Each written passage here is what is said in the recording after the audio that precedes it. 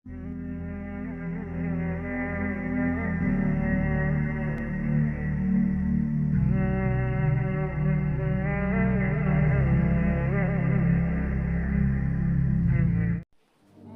আল্লাহ, একমাত্র আপনার কাছেই আমি আমার দুর্বলতার কথা জানাচ্ছি এবং একমাত্র আপনার কাছেই আমি আমার অভাবের কথা জানাচ্ছি এবং মানুষের নিকট আমার অসম্মানের কথা একমাত্র আপনাকেই বলছি।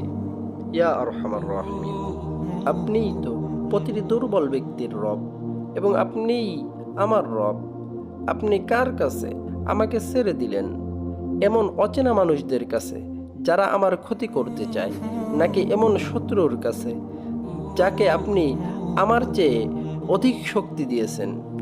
হে আল্লাহ, যদি আপনি আমার উপর রাগ না করে থাকেন তাহলে এর কিছুতেই আমার কিছু আসে যায় না, কিন্তু আপনার আশ্রয় পেলে আমার পরিস্থিতি আরেকটু সহনীয় হবে।